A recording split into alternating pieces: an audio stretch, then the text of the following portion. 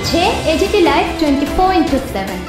ये है AGT Live 24/7। This is AGT Live 24/7।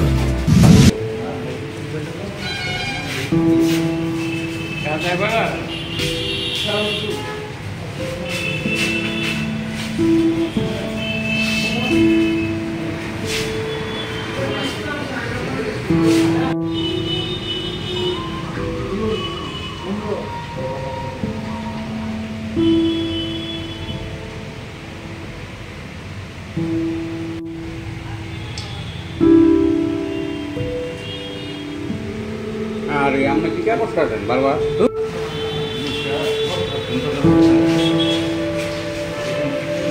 যাও মানে কাজ আছে তো মুক্তিতে তো লয়ে আসলে কথা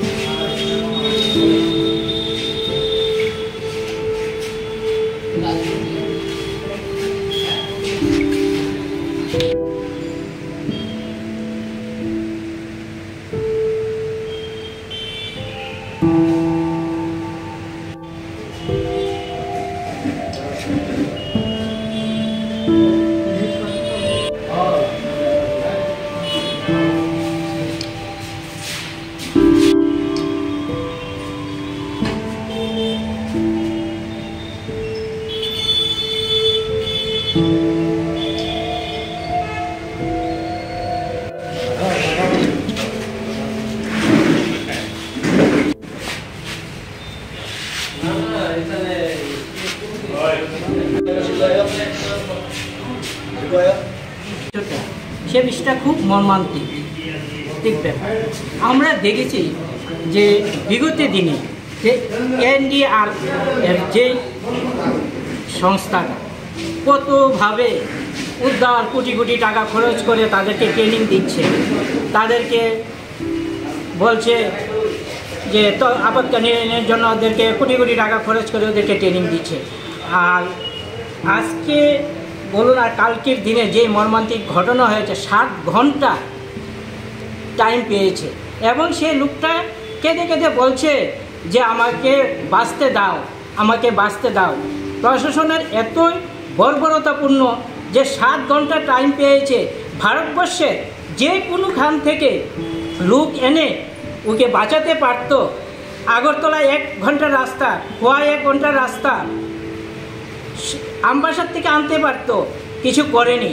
আপনাদের মিডিয়া ইয়েতে দেখলাম যে একজন অধিকারী বলছে মেশিন খারাপ হতেই পারে।